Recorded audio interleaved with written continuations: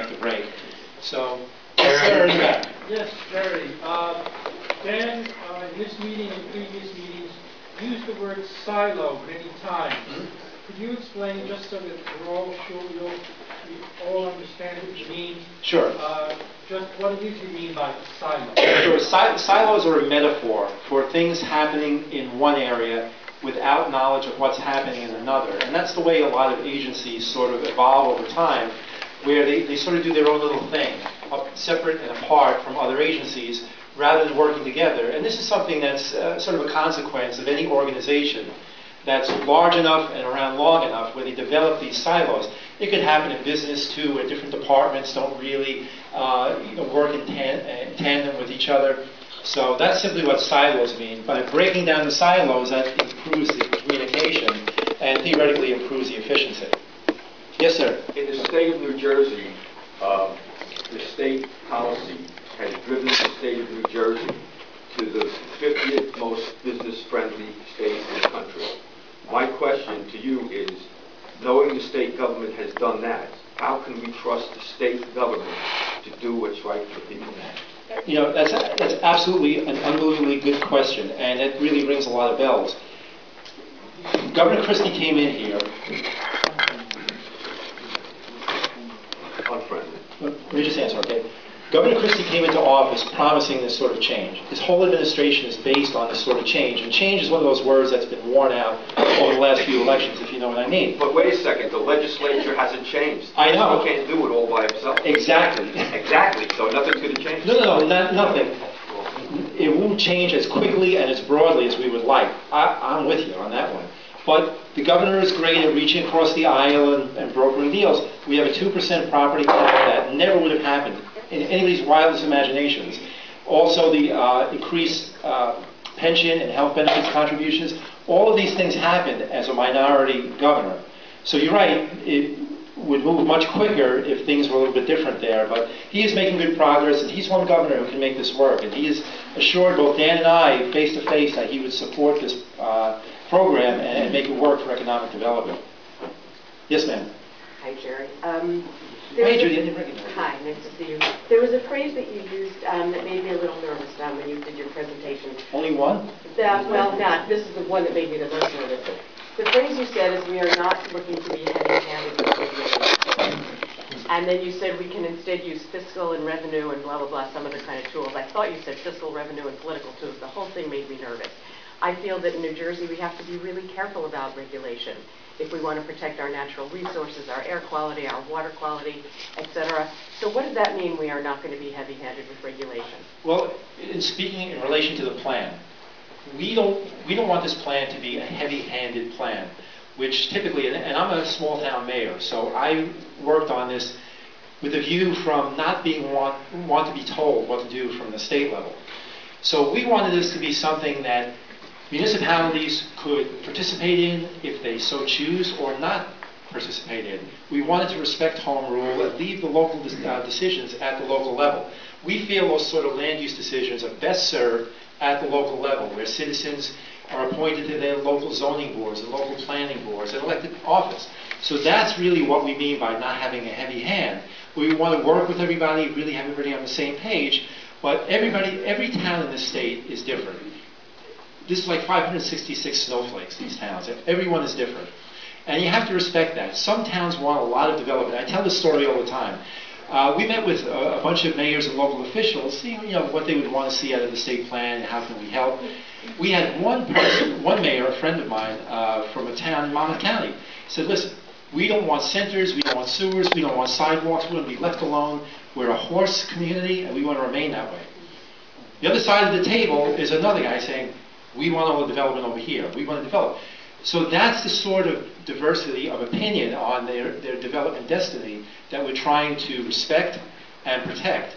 And that's what we mean by not having a heavy hand, by forcing something down from Trenton and leaving these sort of decisions at the local level. What about regulation on industry? Where does that come into play in the state plan? Air pollution laws being stricter in New Jersey than they are in other states, for instance? Well, each agency has their own regulations. What Dan mentioned before with breaking down the silos and trying to eliminate the restrictive regulations or the conflicting ones is really the ones that are most bothersome to industry. Don't forget, we spoke to a lot of industry folks, a lot of businesses who come to New Jersey, and they say, the regulations are killing us. You can't operate a business in here. So one of the things that the Lieutenant Governor and the Governor want to do is identify the regulations. So if you go to DEP, you don't get one story and go to DOT and get another story in DCA. Did I cover everybody in the room here? DCA and Department of Ag and so on. So we're trying to identify them and eliminate those regulations so businesses, number one, have predictability. They know they don't want to spend $300,000 or $400,000 on a lot of consultant studies and everything and get tied up in regulations where they end up throwing up their hands and saying, we're out of here, we'll go to Texas or we'll go to Pennsylvania. So that's what we mean by the regulations. And it's smart. I mean, to undo the tangle. And Judy, they are legion. When you see the number of regulations in this state, the Lieutenant Governor has made a tremendous stride with the Red Tape Commission where they're going to undo a lot of these regulations already. But this is really going to help bring everybody to the table, identify them, and settle them. I just want to go on to different questions. We're sort of limited, okay? Yes, ma'am. Yes. What exactly is the steering committee, or better yet, who's going to be on it, and what law authorizes such a committee? Well, the steering committee is something that's going to be chaired by the Lieutenant Governor, and on the steering committee are going to be representatives from various agencies within state government. And what they're going to do, they're going to get together and they're going to be able to identify the regulations that I was just speaking about. That's where the rubber's going to meet the road as far as undoing these sort of regulations, getting everybody's action plans together, the action plans that are really going to make this plan work within the agency levels. Okay. Yes, ma'am. I have a question, which I actually asked of the Red Tape Commission and presented at the time they were having public hearings. I'm still not finding it addressed when I'm reading the state plan. Okay, I'll try and answer most of it. How do you plan to protect our water supply watersheds, especially when the watersheds are more than one town? You cannot always guarantee that there has to be something above just the municipal level if you really want to protect your drinking water in the state. Well, I mean, DEP and their regulations are still going to be in effect, certainly. What we don't want are duplicate or conflicting regulations. So when we talk about regulations, it's just operating smarter, not necessarily recklessly or more heavy-handed, but somewhere where you can align them where they don't fight each other. So that's still going to be in effect, and that's where the protection is going to come. Yes, sir. Could you explain a little bit about the timing of the Commission's action after the comment period ends, and what you expect to happen with the draft plan in terms of its implementation after that? Sure. There's a 30-day period after Thursday's meeting, which is March 1st, March 31st, when you can submit written comments. So legally, we have to, give 30 days. We're going to work on revising the draft that's up there now, Dave, and then we're going to post a red line version with any changes or additions or revisions to it. And then the SPC will consider that draft, the revised draft, in probably April, because we have to have, statutorily, we have to have this done 60 days from the last meeting, the last public hearing. So that's sort of the timeline. Where are you going to post it? On the State of New Jersey website, in the Department of State, right where the draft is right now. How about somebody in the back? Yes, yeah. No, all the way in the back, yep. Yeah, hi. You made me think of a neighboring Homedale. And I think you're probably aware of what's going on in Homedale as far as the field service extension permit. Yes. And the original state plan had designated planning areas, environmentally sensitive areas, subject to watershed, that the other young lady spoke to. Right. And what I'm concerned with is, if there's such a fight for economic recovery in this town, in the state, what will happen to the supplies, as the woman mentioned, about our watershed? Right. And the extension of sewer services areas into those watersheds, which are supposed to be basically remained as raw and collecting water instead of dispersing water to the ocean. Well, keep in mind, all of those planning areas that exist now under the old plan, they'll be translated into priority growth areas or priority preservation areas. So it's not like it's going to be open season on one or the other, they'll be translated into the new system. Okay, just to follow up on that, Uh-huh. you spoke about conflict and you're trying to be consistent. Right. And as far as I can see, Manasquan, you're taking serious services out of that watershed, but the DEP is trying to extend them into the Homedale watershed. Right. Which does not make sense. There's an inconsistency there. We're getting into sort of specifics. You know, if we can keep it general to the plan. I mean, those are that's sort what of... I'm saying. Watersheds should have certain specifications on extensions of roads and sewer service areas in this regard. Right. And the DEP regs will still be in effect. So this plan is not going to undo a department like that. So that'll still be governing those sort of decisions. Yes, sir. In reading through this plan, I'm just wondering why there wasn't more emphasis placed on protecting private property rights, because I didn't read much about it at all in this plan, protecting people's private property rights. And I read through the list of goals here, and I would think that that should fall pretty high on the list, you know, because people are nervous. I know I'm nervous about this plan. Sure, I understand that. We've heard it, believe me. And this is why this is a draft. We're going to take all of these, and if there maybe it could be a simple fix, simply adding language or clarifying language to that effect. I'd like to see a lot more language protecting private property. That's fine, and if you want, you know, during the comment period, you know, make the comment. If you have suggestions, we're there. We really want to make this as good a product as possible, and work with everybody here. And there's a diversity of opinion, like those diversity of towns I was talking about. Wait till you hear the comments. It's going to be all over the map, and that's healthy. That's what we want to hear. Yes, sir. The last meetings that you've had, and including this one, you've gotten a lot of comments, a lot of questions over the past meetings. Are you making any changes to this plan because of those comments and questions? Well, what we just take comments and questions and the plan is going to be passed as it is? No. In fact, as I said, you're going to be able to see a draft with those changes in there. Okay. And it wouldn't be fair to make the changes now until we have all the hearings. I'm just concerned that you're going to make some changes because the citizenry are asking to change. Sure. And you have to understand, you know... I understand we're not stakeholders. And we don't know who the stakeholders are. We are. We should be. Okay, I answered your question, I think, right? That we are... Yeah. Okay. So many different... Young lady in the Burgundy. I came all the way from Ocean County. We have a beautiful college there that I'm sure the people from Ocean County would love to hear about the plan. I know you only have 6, but Ocean County is a very large county. You say it's going to affect every town in the whole state. Why wouldn't we be able to have a hearing in Ocean County? You have standing room only here. Right. A lot of people came here from that county to hear this, and I'm sure a lot of them couldn't make it this far. Yes. They came like 40 miles or so in this weather. I mean, not this weather, but this time of year. And well, it's 60 degrees. Yeah, here, and it's just a little bit inconvenient for everybody. Yeah, I understand, and that's the administration has decided to go with the 6. Yes, sir. I wonder who has the approval of this whole plan? The State Planning Commission.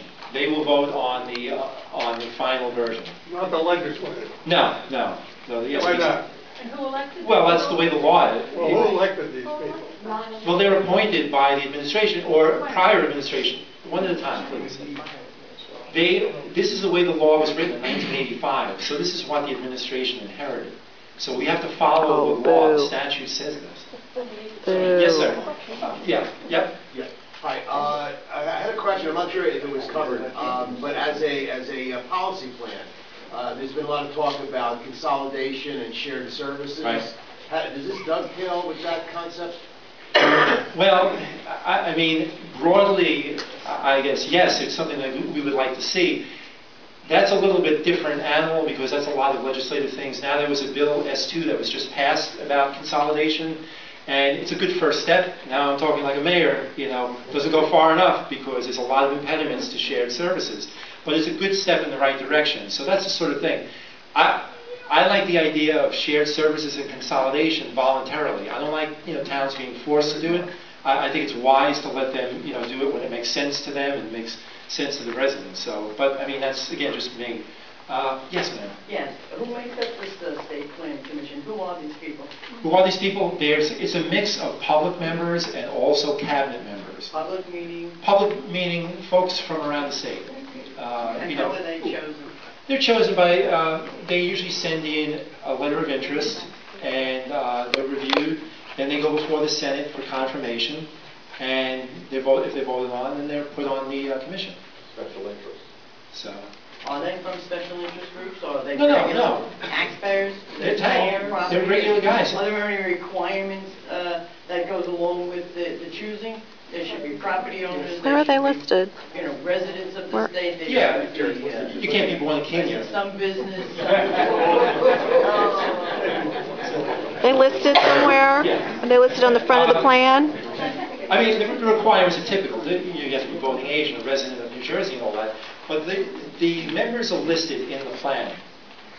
And, yeah, so there is a mix of... Anybody representing the property owners, private property owners here? Anybody specifically representing the property owners? Well, yeah, I mean, they're public members. They're representing, the residents of the state. So... That doesn't mean they're representing the people of the state. I don't know. The way transportation, I see.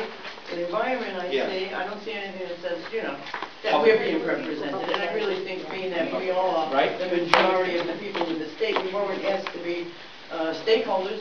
Nobody asked us to have an input in this plan prior to it being planned. Right. But that answers your question about the SPC. That's how it's done. That's my question at all. So Well, I'll get more questions. Okay, I'll answer it again.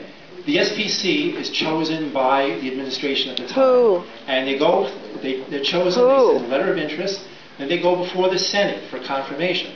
So the governor is in office now. So he would take this and send it to the appointments folks. Now, you know how the governor has been doing with his appointments. There's sort of a Congo line. There's 300 folks waiting to be confirmed. So that's the way it goes. The governor chooses people to serve on this commission. Then they go before the Senate for confirmation.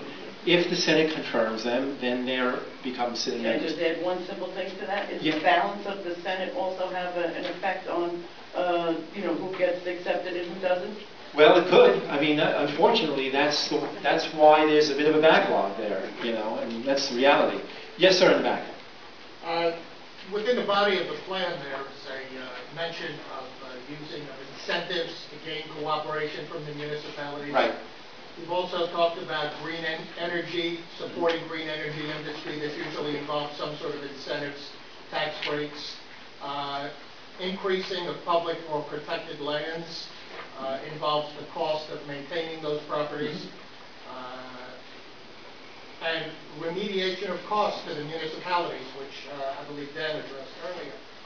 New Jersey is blessed with being 3 years in a row the state with the highest per capita tax burden. My question is, how are these costs and the other costs, which I'm sure we have not even touched on here, going to be addressed without the taxpayer in New Jersey being additionally burdened to pay these costs? Right. There's not going to be any additional taxes to implement this plan. We're going to do it. Please let me answer, okay? We're going to do this with existing funds now. That's the thing that all of the agencies are going to have to do, is identify, because all of these agencies like DOT and DEP have to do their part for the infrastructure. And that's existing money. It's not going to be any additional. Yes, we'll take one more and two more, okay? Okay. Looking at the resolution for the number of meetings, public input meetings, that resolution says that there shall be at least 6. Right. It does not say 6 and only 6. Now, you just referred to someone anonymously in the administration having decided only 6. Who was that? I couldn't tell you. Well, can we find, because that is against the resolution. Unless it's Governor Christie or Lieutenant Governor Guadagno, they don't have the authority to override that. And we would like to have one per county. I think every one of these meetings I've been at, everyone has said there are not enough meetings. We want more input. And as you just said, there's 60 days until you produce this other plan. Why are we limiting our input? Why have we left out all these thousands and thousands of people that live in millions of people that live in New Jersey? Why don't we have a dial-in here? Why don't we have this live stream? Why don't we have phone calls? I'll pass to the administration. I have two questions. Okay. If the state is broke, Huh? where is the money that you're talking about? It's from existing budgets that already exist. And the second question? My second question is, I'm flabbergasted, as many people in this room are, that there was no public notice of this. If there was, it was probably done in a way where most of the people who live in the state of New Jersey were unaware. Let me finish, please, sir. Secondly, is there any place where anyone who could not make these 6 very limited meetings read any of the meetings, the minutes of the meeting, see any video? We are not taping it. We don't have Minutes. Every meeting should have minutes. Where can we read minutes from all these meetings that have transpired? Well, we don't have the minutes posted. There's no action taken at these meetings. Why not? So, Why not? Why not? They're because public we don't take meetings. any action here. We're here just for comment. But this is state run. There should be. Yeah. There should be. The way the meetings, hold on, folks. The way the meetings are structured by law is that these are public comment meetings where we sit here and we take your comment. There's no voting, there's no action, there's no quorum. But this is changing everything that's happening in New Jersey. So New Jersey residents should be aware of what's going on. Absolutely. And if you're limiting these meetings and you're keeping it very quiet, how are we supposed to have an input? Well, I would say we're keeping it quiet. We're following the law as far as notification. We've noticed it 30 days in advance. The law under what statute? What statute? I don't know the statute off the top of my head. Do you know the numbers? The State Planning Act. State Planning Act. State Planning Act? Yeah, the state. What statute? I could give the reference in the in-between time. I'm not a magician. I don't know off the top of my head. Because it seems to me that the way that this is all transpiring is very against our rights. Amen.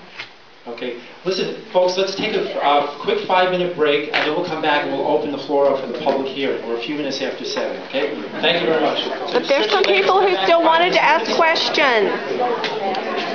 We're being marginalized.